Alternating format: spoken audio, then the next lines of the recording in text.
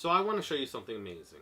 We still have got the, if we're continuing off the previous trick, a mystery card here, and we've got a deck of cards. We've been, well, the spectator's been mixing since the beginning, and we've been continually shuffling throughout and mixing them on up.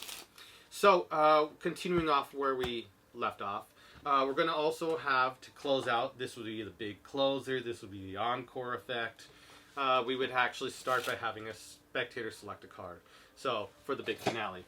So, first, a spectator can point to any one they like. Let's say they go far down, and they decide upon this particular card. Would you want to go further, any further? And like, okay, fine, 2. They go down 2 cards, and they stop upon 1, and I show it to them. They stop upon this card. So they are memorizing this card. Hopefully it can be seen. And then it is lost back inside the pack. Okay, like so. And then the cards could even be shuffled, which is always great. And so what we're going to try to do is we're going to actually mix the cards even further. We're going to come back to that card in a bit. We'll just first want to make it even more impossible. And the spectator is going to do this, but first I instruct them. I'm going to deal off I want you to deal off cards like this. 1, 2, 3, 4. 4 cards in a pile, like 4 poker hands. And I need you to keep on dealing out the cards, like so. Now you can deal off occasionally or mismatch, but here's the idea. You generally want to keep the piles even, okay? So just try to keep them, regular. Okay, you got what I'm saying? And they go, yeah. So I take the cards, and we're going to just leave it off to them, and we just go for it. We let them do it, okay? And they deal out. They start dealing out like so, and then immediately they start dealing haphazard like so, and they're going like this. I'm like, oh no, but whatever. They want to deal off, and then they start doing it normally. I'm like, you could be a little bit okay with this, whatever. And I just start dealing with this, and they go like this. I'm just going crazy with this, just general idea. Do, and there. Okay? So they did all this. We square all the piles very fairly. Very fairly. And they could even do this if they want to. The spectator can do this. 3 and all 4. And then I have the spectator point to any 2 piles. And let's say they pointed these 2 piles right here. Okay? I'll move these over here for a second. Get these 2 piles and shuffle them together. We can even push them a little bit further ahead. And you can actually see them all. And I can have the spectator push the cards together and square them on up like so. We take the next 2 piles, further shuffling them together, further mixing them, spread, square it on up like so. And the spectator does that, square it on up, and one last shuffle if I may. And it's fun because the spectator gets to see the process of me painstakingly making sure that the cards are shuffled like this. And this is what makes the prediction so interesting, even amongst all this madness. And the cards can be squared up. Then I have the spectator, one last thing, if you can, just one last thing. This is part of the prediction. If you can deal down 16 cards right here, it would mean the world to me. 1, 2, 3, they go. 4, 5, 6, 7, 8, 9, 10. This is a spectator dealing, not me. 11, 12, 13, 14, 15, 16. Okay, and again, I can count just to make sure. 1, 2, 3, 4, 5, 6, 7, 8, 9, 10, 11, 12, 13, 14, 15, 16. Okay, and I say, can you also deal down 20 cards right here? One last thing. Okay, and they deal down 1, 2, 3, 4, 5, 6, 7, 8, 9, 10, 11, 12, 13, 14, 15, 16, 17, 18, 19, 20, and then you can set the rest of the cards aside. Okay, we are good. And then you can even hand this out for a spectator to mix if they so choose. So we've got the prediction right here. We've had it here since the beginning. This is the crazy, crazy, crazy part. I've got the prediction. It has the question mark. And here's what we're going to do. We're going to actually show it one at a time. And I'll try to get as close as I can to show the prediction. So question mark. Okay. And then prediction. I'll read each one off as we go along. So let's go right here. Prediction. Okay. The first one I would have the spectator think of the card, and it says on the prediction, your card, and even the spectator can read it off. Your card is the 2 of diamonds. Whoa! That's crazy. Then number 2. Right here.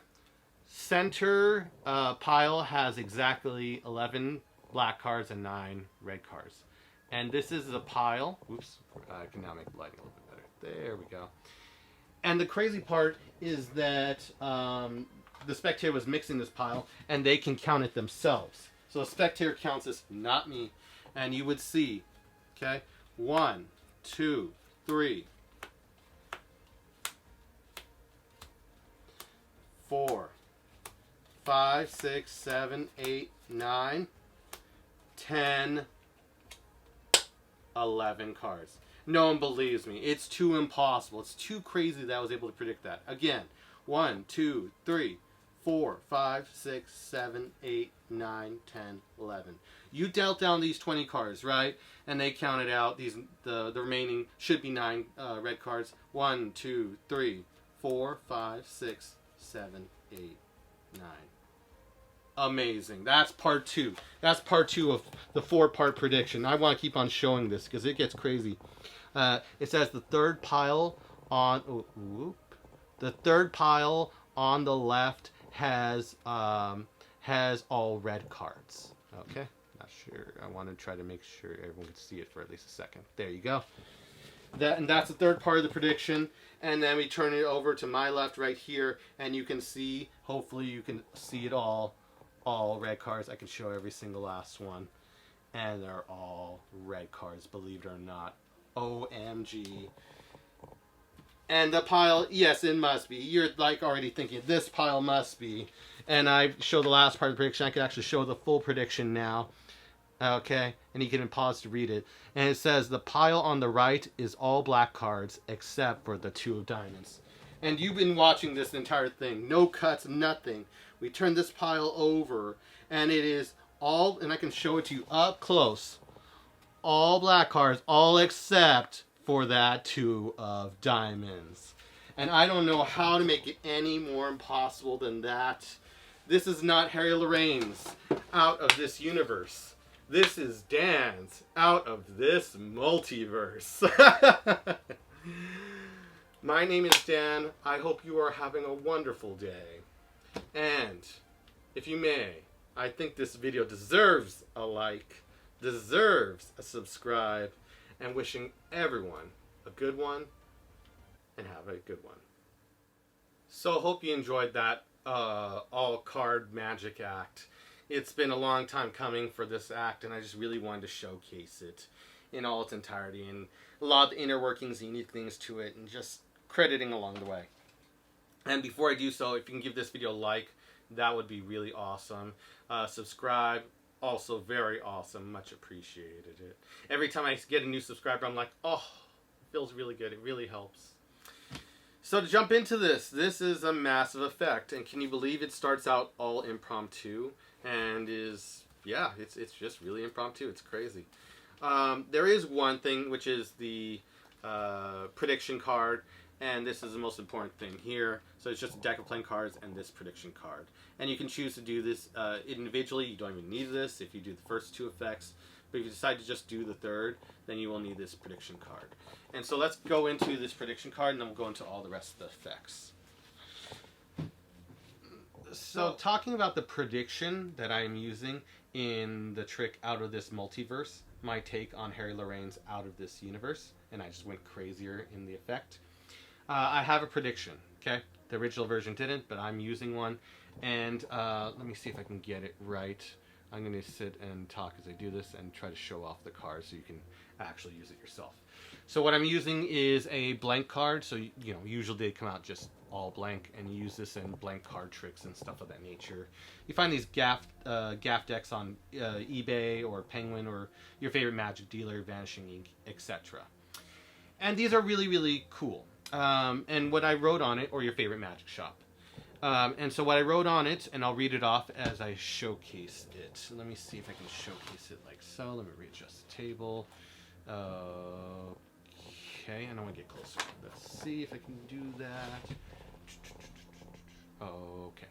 So hopefully you're able to take a screenshot, and so you could write all 4 predictions down for yourself.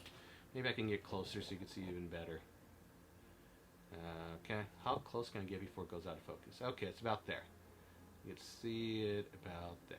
Okay, hopefully you can see it. And excuse my bad writing. But basically it says prediction 1, like 1. It says your card is the 2 of diamonds. Okay, your card is the 2 of diamonds. The next one is center pile has exactly. You could underline exactly if you want. I didn't. Has exactly 11 black cards and 9 red cards. Okay, that's very, very specific, and it's quite cool that you actually are able to predict that with the out of this multiverse effect. It's crazy how far I've taken it.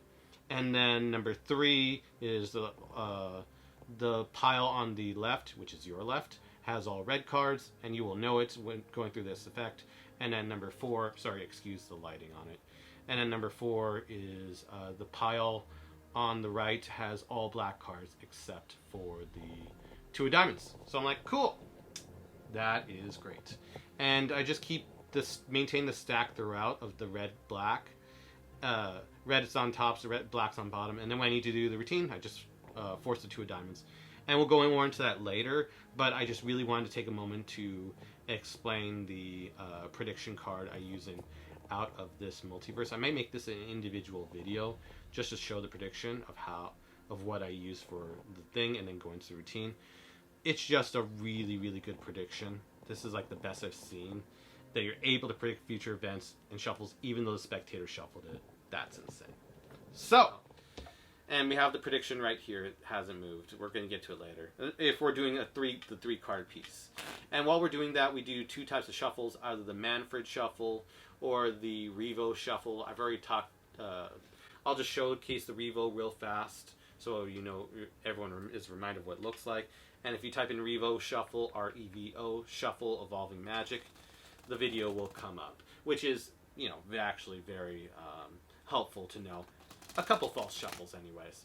And again, it would look like this. I just can shuffle together and it's nothing moved. Again, can do it one more time. Just get it. And then come over and then you can square up the cards like so. And there's that, or Manfred shuffle, which you saw me do a lot in the performance. Okay? And I do have some... and this is originally Dan Dave Bucks, but I've modified it enough to where I feel like it's its own my own take on it, so I can talk about it. And so here's my variations on the shuffle. Originally, it was just, and this is the one shuffle I'll talk about because it's one I actually use, really, really use heavily. Normally, they would say riffle off the cards and riffle down to 2 cards perfectly, get the cards right here, and then riffle off 1 card, and then have it flutter. And again, this is the crazy part about getting that 1 card to flutter. And it's like what you're simulating is a bicycle with a playing card on it, and it's that little click, click, click, click, click, click, click. And in the same way, what you're doing, you get down to 2 cards, and then riffle, you have it right here, and you get all the other cards, just go along it, and give it that click as it clicks. Like that. Okay? I need to keep on rebanging these cards because it hurts them. So we got that. And what I decided to do to change it is instead of going from, I go half, and then I drop off some more, but I don't drop off all of them. So I only drop off like whatever, like down to 15 cards, whatever. And you can do the shuffle and still complete it. So I can do the flutter. I'm doing it really slow. Boom. Cards can close up. And where Dan Dave did a 2-handed fold or card spring right in front of the spectators, I'm simulating what I've already done previously, usually, is a one-handed shuffle coming together. And I've shown it to spectators beforehand, if I can use just a couple cards, let's say this many. I've already simulated that I can do one-handed shuffles and I can show it off. And people go, oh, cool! So they know I have the capabilities to do that. So in the later phases where everyone's just tired of shuffling the cards And like, yeah, okay, you shuffle, you continue doing it. This is the point where I would start doing the false shuffles and can do that. And so I'm simulating it like this. I'm doing that flutter, cards come together, and then doing that. And in real-time motion, it looks like so.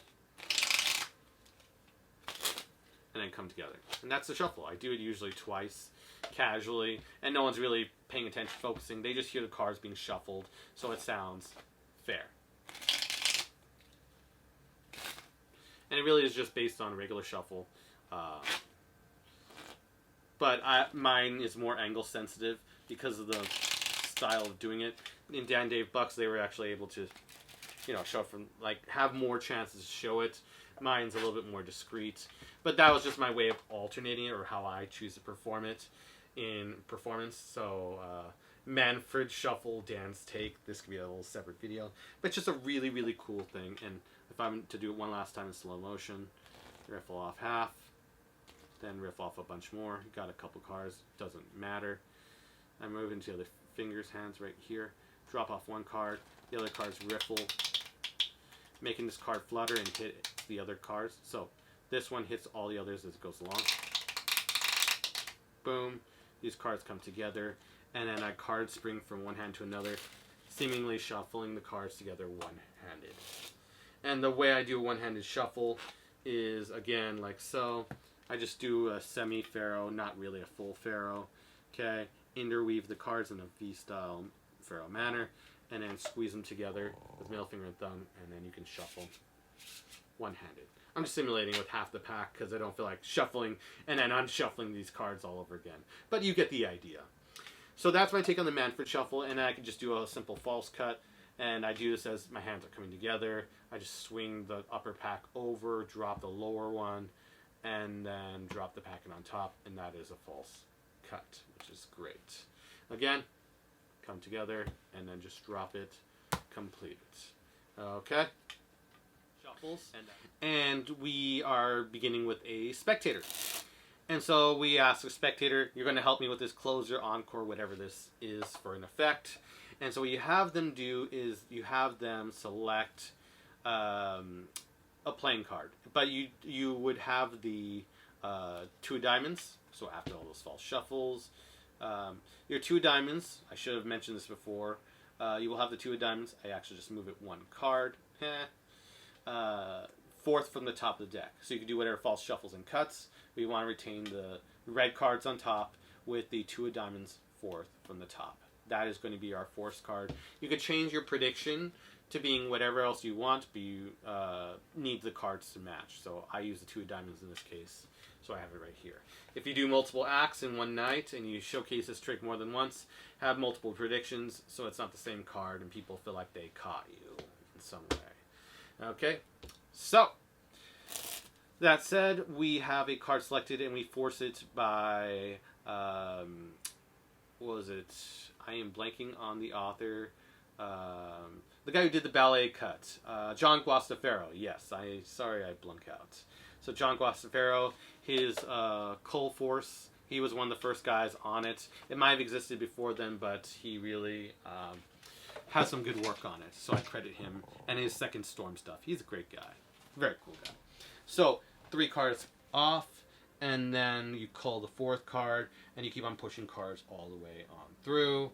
And then when they say stop, or they point to an area or a specific selection, I ask, oh, right here, do you want to go further, back, whichever? And I already have the card underneath, so I can go back. It's fine.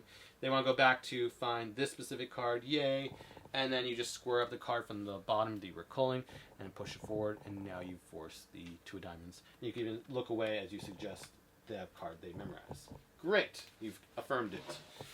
And then as you come together with the cards, then your hand, it will be in an awkward position, 4 fingers right here, thumb above, but we go into a cull directly. We just, fingers from the dominant hand, in this case my left hand, push the card underneath the other cards right here, and we just simply cull it out with the fingers, making sure no other cards go underneath, and then it's just the 2 diamonds, and then we push it to being culled to the second from the bottom of the deck. So when we square the deck up, we now got the 2 of diamonds second from bottom.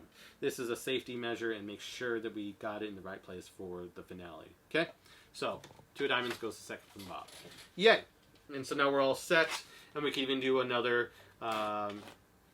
my take on the Manfred Shuffle by Dan and Dave. And I will, if I could take a moment, this isn't sponsored, but I want to say that Dan and Dave have put in a lot of hard work to not only get where they are, but also the products they create and everything they do. It's beautiful technique, even if they do risk flash or it's really intense or advanced. Great stuff, and my favorite DVD was the Manfred Shuffle DVD. Everything else, it was the pinnacle, in my opinion, the pinnacle of intermediate level card magic, and they just did so well despite controversy. Anyways, so I just want to give real compliments to Dan and Dave for that. So we do the Manfred Shuffle, we mix it on up, maybe we do another cut, whatever, false cut. And so we're still in the same position where 2 of diamonds is second from bottom, it's all black cards, all red cards. Then we talk to the spectator. I want to show you how to deal cards. So they take the cards, they do it, not you, but you first show them real fast. I'm going to have you deal cards like this, 4 cards in a row, and then you can deal off, after you do it a couple times, you can deal off however you want, but just pretty much keep them even, don't go too crazy. And then you really leave it up to them. And if you want to be kind of sneaky about it, instead of putting them back on top, which people guess, you can actually riffle down a little bit as long as it's in the red. The red cards go back into the red pile. You can peek off to see if you're there in the red pile. Insert them into there. Insert the red cards into the red area. So while everything resets, it looks like you're actually being fair as you hand it off to them. It's like, okay, we're not going to use those cards. They're discarded, whatever. And then you hand it off to them, and they start dealing. 1, 2, 3, 4. And they can start not dealing crazy haphazardly, but you want to keep some organization. So maybe they just choose to deal all the way through like this, all the way through as the cards. They can deal off occasionally, and it does not affect the order. You can believe it or not. But it has to be dealt off the top of the deck as you do this, okay? And I can just do this. I can do this. This. This. And then that. And believe it or not, the trick is still going to work. You don't have to take my word for it, but I will show you. And this isn't going to be really edited. I just want to get straight on through. I want to edit this fast as possible. Trust me. And it's just crazy what happens. So even after all that dealing, believe it or not, the cards are separated into all red and all black, except for one pile which has the 2 diamonds in it. So we're right now, believe it or not, in this position, all red cards and black cards, which is really, really crazy. Maybe occasionally, well, there's going to be occasional misses, but pretty much everything's cleaned up by the whole presentation and everything, and I just love it and I get excited for it. So the cards are shuffled together, okay? And we shuffle, and we have to shuffle this, not the spectators in this case. We want it to be as even as possible because it'll help prevent mistakes. So if you know how to do a pretty good, it doesn't have to be perfect, but just a very good riffle shuffle that gets them very evenly intermixed. You'll see why in a bit. It's just the red cards will keep together, the black cards will keep together, and it'll prevent a lot of hit cards mixing into each other. We don't want too many. You'll see if you do this trick enough. And then we let the spectator square the cards. And again, this is directly credited to Harry Lorraine's Out of This Universe. So if you want some more ideas on this and the originality and everything on it, definitely check out Harry Lorraine's Close-Up Card Magic book. Available basically everywhere, pretty much. Great book, and it features Out of This Universe. So, after doing the shuffle, still, even after all that, you can see that the cards are pretty much still separated, which is crazy. You have to think about it and you go, oh wait, yes! You think about it, if it's all color separated, even though you're simulating that they're all shuffled, people assume it's just shuffled, shuffled, shuffled, shuffled, shuffled in there. But to keep us separated like this is just insane. You don't want to say it out loud, but it's really cool. We just take the other 2 piles, and we shuffle them together, show them, and then square them together like so. The spectator would square them together and do that. And then we take these 2 piles and shuffle them together in one of the best riffle shuffles you can. And then we can show it like so, like that. So, oh wow, some cards are mixing off, but you get the general idea, and then Spectre can push them together. Boom, boom, boom, boom, boom, boom. So it really is fair as we go along. Boom, boom, boom, boom, boom, boom, boom. Boom. Okay. So, we got all that, and believe it or not, even after all that, we still got a ton of black cards on top, maybe some misses occasionally, and then pretty much all the red cards, even after all that shuffling. That is insane. And then we've shuffled the cards, and I would say to the spectator, here, take the cards, I need you to help me with one last thing. This is a really important part of the prediction. And it seems like a lot of dealing and everything, but if you're selling it for an impossible fortune, this is the craziest thing ever, then this makes the whole trick worth it. And I've cut out several minutes of length. They would have taken Harry Lorraine to do it. He does a bonus separation and does all this dealing and everything. I make it direct with the fortune and cutting out a phase so we can just do the one shuffle together phase. They see all of it, the main thing, and then we're just dealing it out. So I think this is an improvement, being honest. Just my opinion, though. So we have them deal out 16 cards here, okay? And they do so. And they deal out to your right, okay? It will be your right. So 1, 2, 3, 4, 5, 6, 7, 8, 9, 10, 11, 12, 13, 14, 15, 16. And so we get these 16 cards, and if anyone doesn't trust you, they can count them face down, or you can show them face down. One, you could count them again. Just be extra fair, okay? And then we count 20 cards here. The 20 cards, one last time, 20 cards. 1, 2, 3, 4, 5, 6, 7, 8, 9, 10, 11, 12, 13, 14, 15, 16, 17, 18, 19, 20. And we can set the rest of the cards aside.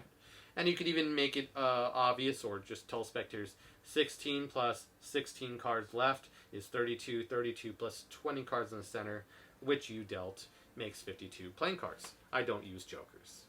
It's an optional thing, but you could throw it in there for clarity so they know that you're using a full deck of cards. And then the spectator can take the center pile and mix it.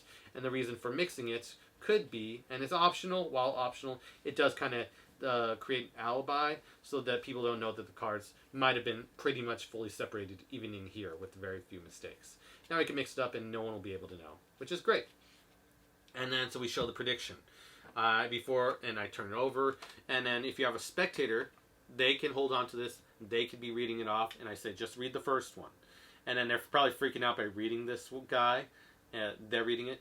I would have the spectator think of their card, and then the other spectator can announce if another spectator is doing it. Your card in the first part, your card is the 2 of diamonds. And then number 2, that's crazy. Number 2, the center pile has exactly 11 black cards and 9 red cards. Then everyone goes, no way. This is the part that really gets people, the clincher. Turn it on over, and then we count only the black cards, okay? We ignore the reds. 1, 2, 3, 4, 5, 6, 7, 8, 9, 10, 11. And you can show all the cards. No one believes it. It's too crazy. How were you able to do that? And count it again. 1, 2, 3, 4, 5, 6, 7, 8, 9, 10, 11. You could even let people count. They're like, oh my gosh, that's crazy. And then you count it, but no way, no way. And they count 9 cards. 1, 2, 3, 4, 5, 6, 7, 8, 9. And then people are freaking out. No, my gosh, that's only part 2 of 4. Read off part 3. They read part 3, the pile on the left. And you could see even say magician's left if you have enough room. I didn't. On the left is all red cards. We turn it over, we can show it to them, and it's all red cards. Wow, they are freaking out. OMG, that is crazy. And then finally, the fourth part, they read it off. The pile on the right is all black cards except for the 2 of diamonds. No one's believing you, and oh my gosh, you can spread, and you can show every card except for that, where is that 2 diamonds? 2 of diamonds, oh my gosh. And they are freaking out. Then everyone can reread the prediction because no one could believe it. And then you can show off this 2 of diamonds. And it's a great presentation, great display at the end. I didn't have a big enough table, but I can make it fancier need it be. Everyone's freaking out. I don't know how to make it more impossible than this. You probably have people run out of the room. It's an insane effect. And likely one I might actually have the, I might Easter egg the tutorial. I'm being honest. I think I'm going to Easter egg the tutorial to the this particular section. Well, like the whole lecture, I'll keep the explanation up, but individually, when I release it as an individual video, I'm going to hide the explanation in a. And I might as well say this. I'm going to hide the Easter egg of the explanation in somewhere in the video, and I do this because I might actually use this effect for Penn and Teller's Fool Us. So this effect, it's that powerful that I'm considering this of the 3 effects I would use to fool Penn and Teller, or 4. There are 4. So this one, which is out of this multiverse, I would use 4 spectators. There is the option of Himber name card, or what is it? Money shot explosion, which I'm going to release very, very soon. I should also mention, for quick note for people who don't put for the color separation with the cull, who don't put the red card on top, and they just cull it. They're like, oh, I'm just in a rush, whatever. I just culled whatever. I culled it with the black card, and there shouldn't be a big deal. And then you color separate it. Eventually, this is where you can correct it and be able to do the full Flowers for Sabrina act correctly. And so what you do, let me first color separate it so I can demonstrate it to you. Real fast. It's a real fast correction, and then you can go about the rest of your routine. So no worries there. So color separated. So in the case that what you want the position to be for the final one, which is out of this multiverse, my take on Harry Lorraine's out of this universe routine. If you happen to have, and you have the prediction just how we showed it in performance, if you happen to have the black cards on top, you could just be casual during the end of your third effect, the second effect, going to the third effect after you've done like a Harry Lorraine Location Supreme. We then take these cards, all the black cards, we separate at the black and red card point, we take them to the bottom, and now we've got the red cards on top, and then we get the 2 of diamonds, which this is crazy, you wouldn't believe me, but the 2 of diamonds happens to be exactly at the 4th position. That's crazy. We get the 2 of diamonds to the 4th position, and then we are ready to do the rest of the out of this multiverse routine, which I think you'll really enjoy. I put everything I had into making a big bang hitter of a routine, and yeah, then it's all fixed. So just remember, if you're doing the prediction exactly as my prediction, just remember to, if the black cards are on top, you just casually at the end of the routine, just cut these cards, the black cards, to the bottom, and get for the finale, remember to get the 2 of diamonds to 4th from the top. And you can just do this openly. So if it's over here, I just go, and yeah, should I do one more? Fine, I'll do it. And you just act like you're going to reluctantly do it, and you're set up for the trick. Okay? So continue learning, and yeah. With all that said, I'm wishing everyone a wonderful day. Like and subscribe. I think this video really earned it. Out of this multiverse, you can fool magicians, okay? I'm just going to say, you can fool magicians with this. I don't think they're going to ever expect the prediction to be so accurate. They're going to be freaking out so hard. And from a no setup, real setup deck, and you've been shuffling and everything, I think this will really throw them off. But that could just be my opinion. Regardless, wishing everyone a wonderful day. And if you haven't checked out this video or this video yet, definitely check them out. And I will see you in the next one.